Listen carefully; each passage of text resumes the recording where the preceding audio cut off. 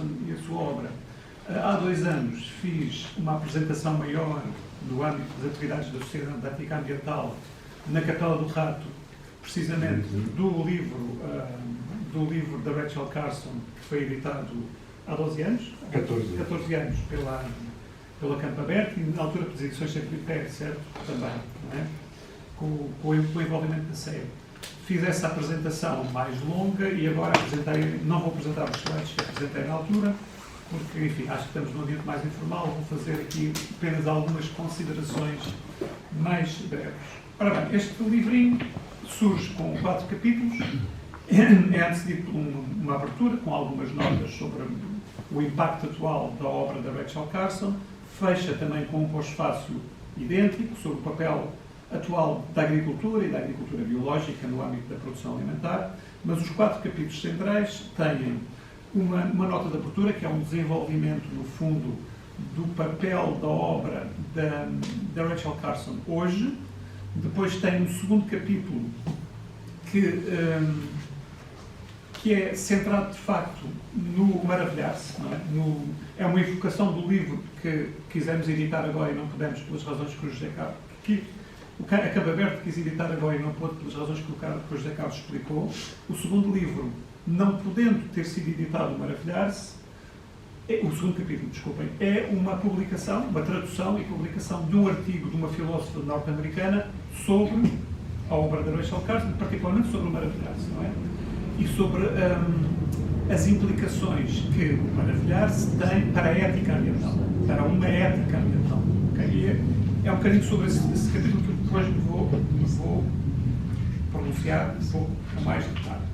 O terceiro capítulo é uma biografia da Rachel Carson e o quarto, finalmente, é uma espécie de resumo, uma revisão das principais obras da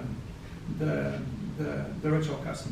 Na realidade, o capítulo 2, na minha opinião, é o coração do livro, que é o que mais se aproxima da iniciativa inicial de voltar a publicar o Maravilhar-se. Devo dizer que é uma grande pena não poder editar-se o Maravilhar-se, não é? Porque é uma obra muito diferente das outras da Rachel Carson, nomeadamente muitíssimo diferente da Primavera Silenciosa, mas, na minha perspectiva, é uma obra que eu aprecio ainda mais que as outras obras, não é? Que são obras que perduram pelos alertas, etc., mas o Maravilhar-se é uma obra que está a montante do alerta, é uma construção de um amor pela natureza que eu acho que deve estar na base de todas as intervenções ativistas. Não é? É um livro maravilhosamente bem escrito, eu pude lê-lo com mais profundidade há 2 anos, quando fiz a apresentação na Capela do Rato. Infelizmente não encontrei o meu exemplar para revê-lo agora, portanto tive que imprimir alguns slides da apresentação na Capela do Rato para poder ler aqui alguns pequenos certos do Maravilhar-se. Não encontrei o meu exemplar, mas de facto é isto. Começando pelas obras. Na realidade, a Rachel Carson publica ao longo da vida 4 livros de grande fogo, não é? A chamada Trilogia do Mar, que são as primeiras obras dela, todas dedicadas à biologia marinha, não é? O primeiro chama-se Under the Sea Wind, que não está editado em português de Portugal, está em português do Brasil, e tem uma tradução um pouco estranha, sobre o mar, vento com hífen.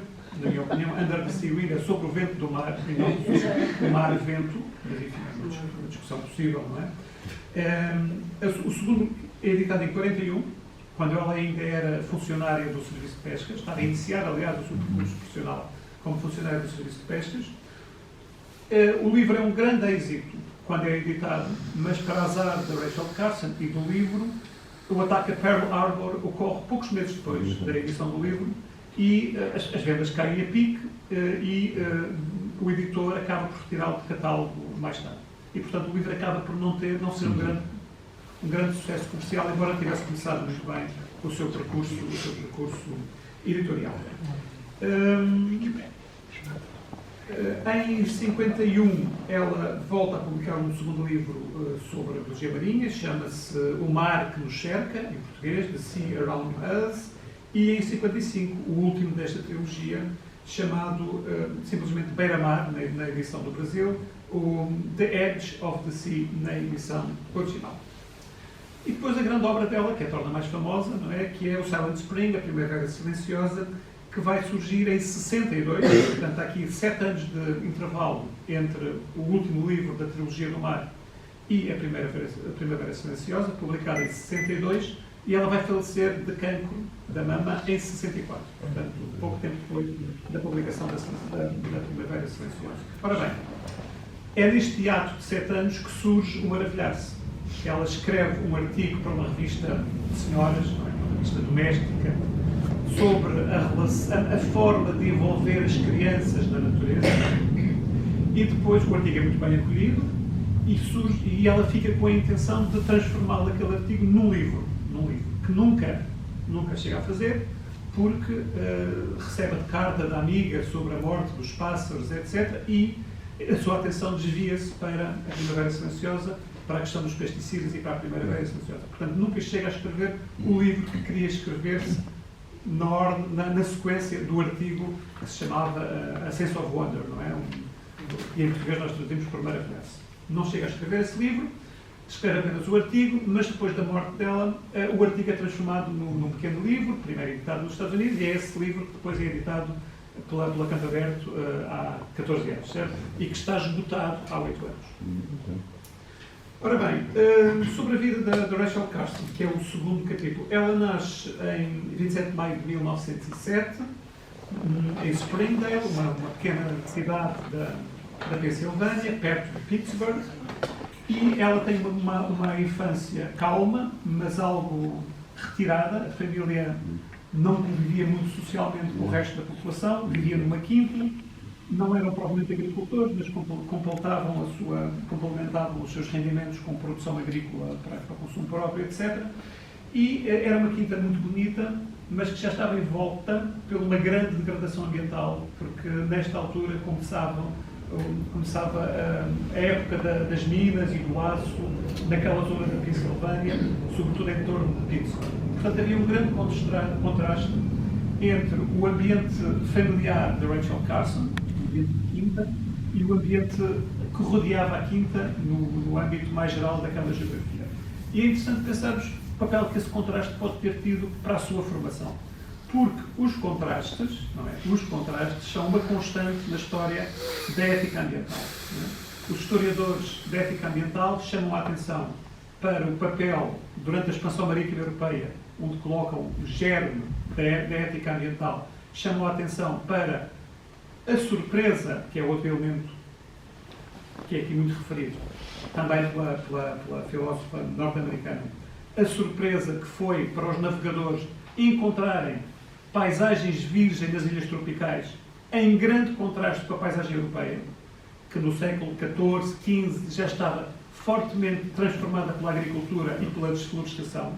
E, portanto, muitos historiadores chamam a atenção para o impacto desse contraste no despertar de uma consciência ambiental, essa surpresa no despertar de uma consciência ambiental. E depois isso repete-se, já no século XIX, nos Estados Unidos, quando há a chamada migração para o oeste, quando parte das pessoas já sobrepopulosa, sobrepovoada costa este dos Estados Unidos começam a migrar no território até a Califórnia, atravessando o continente americano, não é?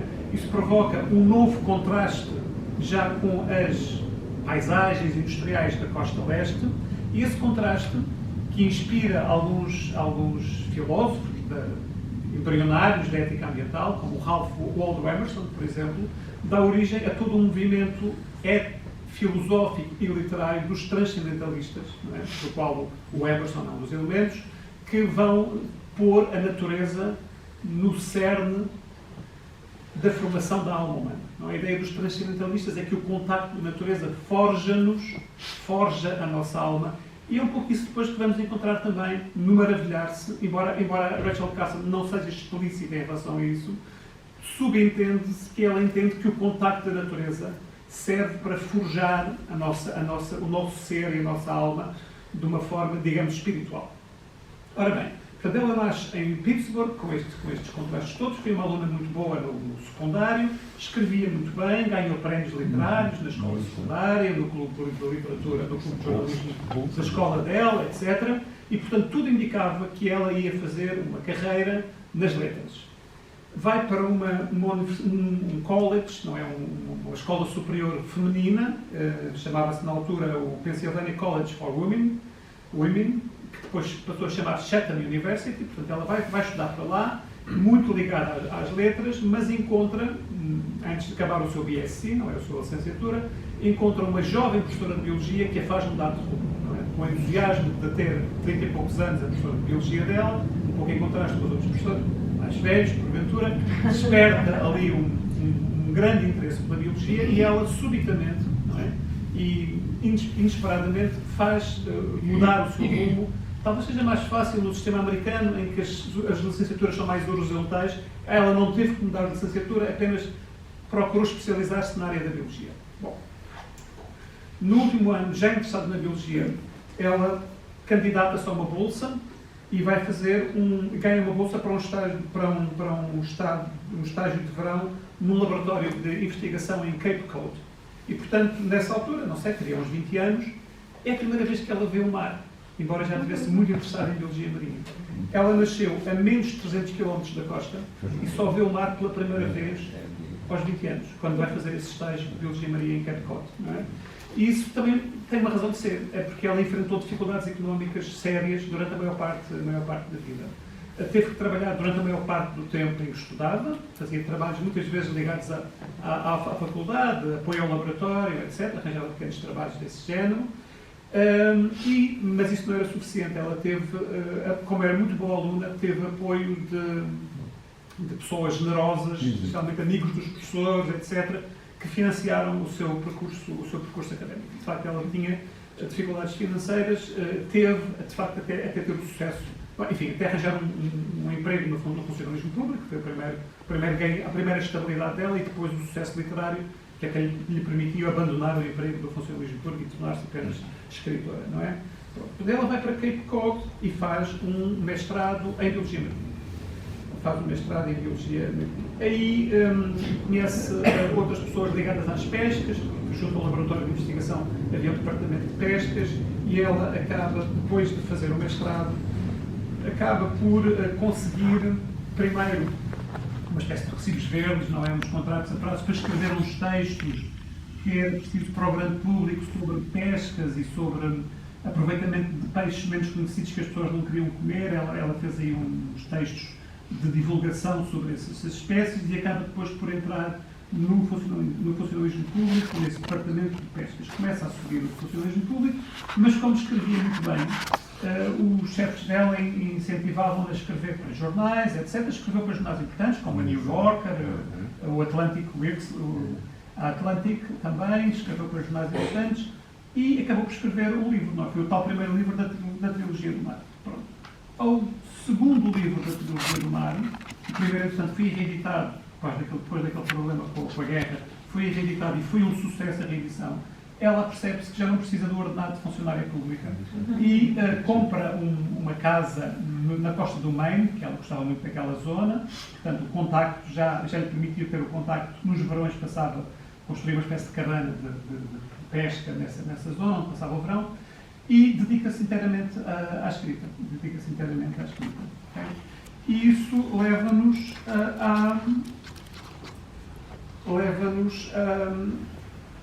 ao processo de escrita dela. Começa, como disse, enquanto ainda era funcionária do Departamento de Pescas, do Serviço de Pescas. Teve algumas dificuldades em conseguir o seu posto de funcionário. O próprio chefe disse que havia muitos preconceitos contra mulheres biólogas. Portanto, ela também teve, para além das dificuldades financeiras, também teve que vencer esse preconceito contra as cientistas mulheres naquela altura. Conseguiu esse emprego nas pescas, subiu, chegou a chefe de divisão e depois resolveu dedicar-se à escrita. E é nessa casa de praia, no Maine, onde se passa a ação do Maravilhar-se, do pequeno livro. Porque toda a ação é uma relação entre ela e um sobrinho neto, portanto, o filho de uma sobrinha que, entretanto, tinha falecido, uma sobrinha dela que tinha falecido, e deixou uma criança pequena, que ela adotou como filho, oficialmente, portanto, adotou como seu filho, que era o Roger, que aparece, aliás, o nome uma ou duas vezes no livro, não é? Aparece o nome no livro. Portanto, o livro é sobre o mostrar da natureza a uma criança pequena, que era o sobrinho neto da Rachel Carson, em torno da casa do Maine, junto à costa. Que era uma casa que estava junto à costa, e, portanto, tinha ali o entre-marés, muito facilmente, mas também tinha a floresta logo acima, e, portanto, ela percorria em poucos metros, desde o ambiente florestal até a costa, e o livro é sobre isso. Eu posso ler, vou ler apenas o primeiro parágrafo, porque acho que é importante percebermos o que é o livro que nós estamos a celebrar aqui, não é? E começa assim o livro: numa noite tempestuosa de outono, tinha o meu sobrinho Roger, de cerca de 20 meses, embrulhei-o numa manta e desci com ele até à praia, arrostando com a escuridão e a chuva. Lá fora, precisamente na orla do que não podíamos ver, troavam grandes vagas, formas brancas que mal se viam e que rugiam e clamavam e lançavam sobre nós grandes pasadas de espuma. Juntos rimos de pura alegria. Ele, um bebê, que pela primeira vez encontrava o tumulto bravio do oceano, eu, com o sal de metade de uma vida de amor do mar em mim. Mas julgo que ambos sentimos, com arrepio na espinha, a mesma resposta ao vasto oceano que rugia e à noite tempestuosa em redor de nós. Bom, e depois segue por aqui fora. No fundo, o livro é um conjunto de experiências dela e do sobrinho na natureza. Junto ao mar, na floresta, numa noite tempestuosa, com bom tempo, com sol, e, portanto, ela não se limita a observar a natureza, emerge na natureza, não é? Emerge na natureza com todo o corpo, com o vento, com o frio, com o nevoeiro, com a umidade, com o sol escorregadio, com o sol molhado, etc. Portanto, é toda uma experiência sensorial que está presente para além de uma descrição apenas visual da natureza. Bom,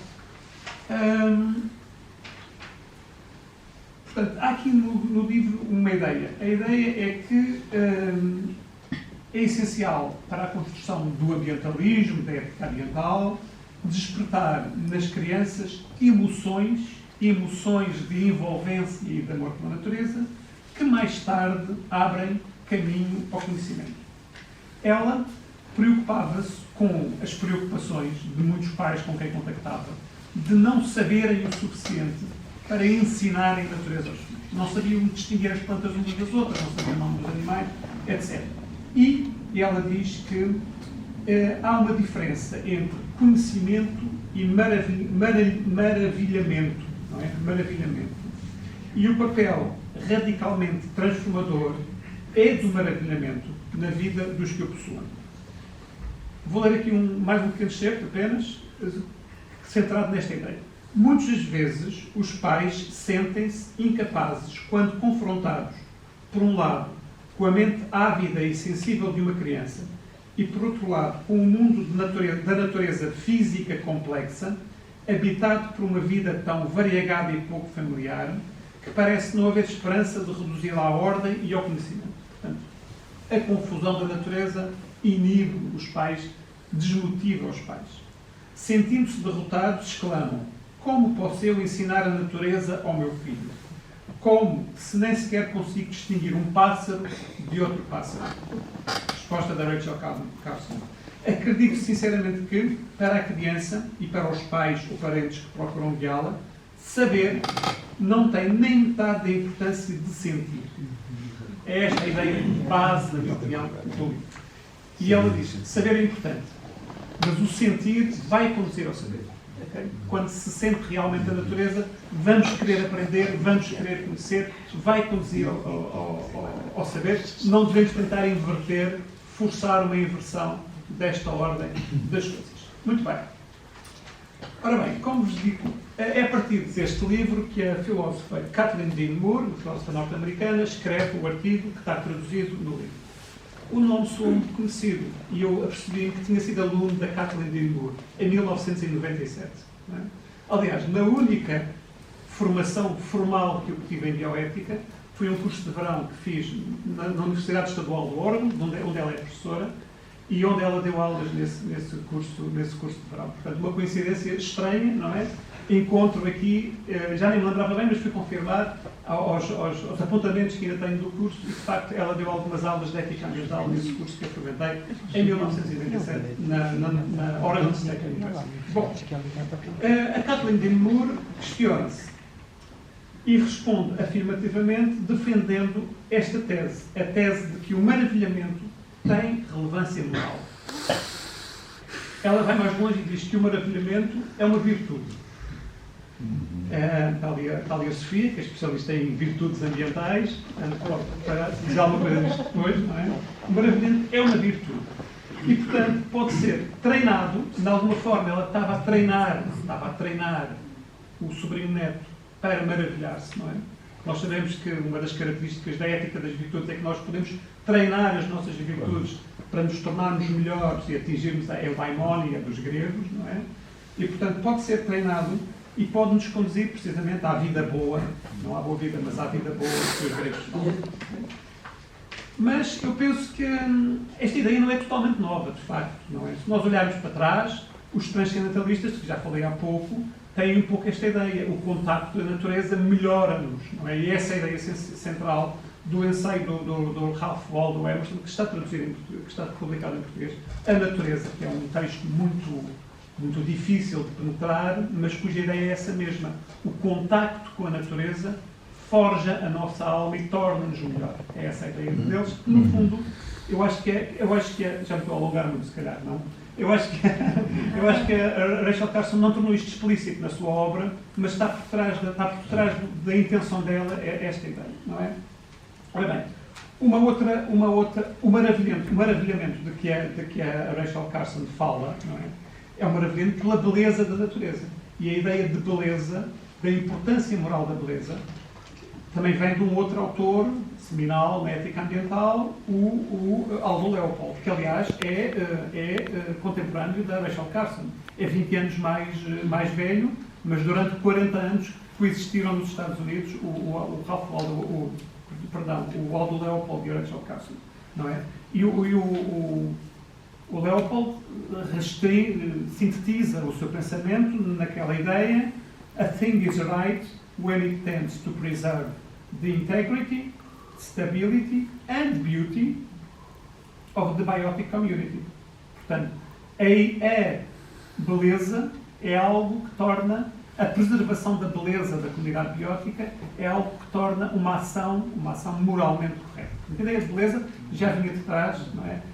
O maravilhamento está relacionado com a beleza, pode ser um bocadinho diferente, tem a ver com a surpresa também, mas está relacionado com a beleza. Ora bem, mas como é que nós podemos fazer deste impulso que a beleza natural gera em cada um de nós uma ética pública, uma ética capaz de formar, de dar forma às políticas ambientais públicas? Isso é muito mais complicado, não é? É muito mais complicado e é isso que os filósofos da ética ambiental tentam fazer, tentam construir as bases morais das políticas públicas, de alguma forma, não é? E eu penso que um filósofo também norte-americano, salvador, Alan Carson, que não é um eticista, é um filósofo da estética ambiental. Ele criou uma teoria de estética ambiental, de apreciação da beleza da natureza, que se afasta completamente das anteriores formas, que vêm desde o romantismo, de nós apreciarmos a beleza da natureza, que era a natureza como arte. Não é? Traçávamos uma tela numa paisagem e apreciávamos como se estivéssemos a ver um quadro. Bom, o Alan Carson faz um corte radical com essa apreciação da beleza natural enquanto arte. Ele vai criar um modelo de apreciação da natureza, chamado Natural Environmental Model, NEM, que no fundo é o seguinte: nós não podemos olhar para a beleza da natureza de uma forma puramente plástica. Porque, por exemplo, nós não temos os mesmos gostos plásticos. Posso gostar de azul, outra pessoa gosta de amarelo, por aí fora, não é? Não temos exatamente os mesmos gostos. Como é que podemos construir uma política com tanta diversidade de gostos? E há outro problema. Nem todos os elementos naturais têm a mesma beleza plástica, não é? Eu acho que quase todos ficamos maravilhados com um recife de coral, se mergulharmos, ou com uma floresta tropical, Mas se calhar com um pântano, nem todos nós achamos, vemos ali uma beleza com o pântano e com o cheiro do pântano, não ficamos particularmente encantados. Não é? Ora bem, o Carlson diz que devemos ficar encantados com o pântano, porque a beleza da natureza é uma beleza, é uma estética invisível. A expressão estética invisível foi criada pela professora da Faculdade de Letras, a Cristina Becker, que já faleceu, e que fala de uma estética do invisível. O que é essa estética do invisível? É uma estética que só se consegue ver com os olhos da mente cientificamente informada. Okay? Ou seja, nós só podemos apreciar a beleza da natureza se conhecermos os processos ecológicos, os processos evolutivos, as dinâmicas da natureza. Se conhecermos tudo isso, vemos tanta beleza num pântano como vemos numa floresta tropical.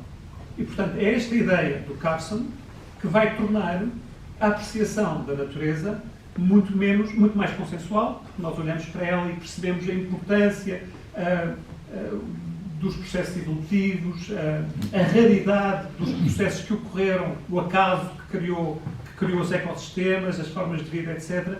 E ficamos reverentes perante isso, independentemente da beleza plástica deste ou daquela porção de natureza. Não é?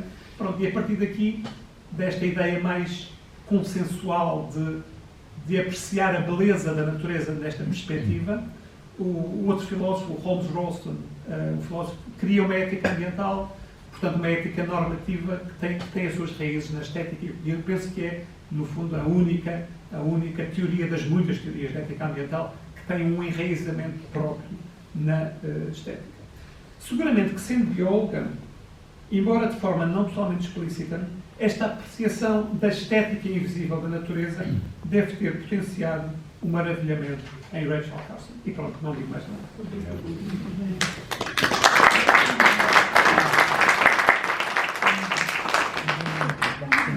Há pouco, quando referi o professor Jorge Marques da Silva, referi o seu papel aqui nesta universidade, nesta faculdade e também na Sociedade Ética Ambiental. Mas, como certamente repararam na divulgação que se fez desta sessão, os préstimos dele são muito mais longos e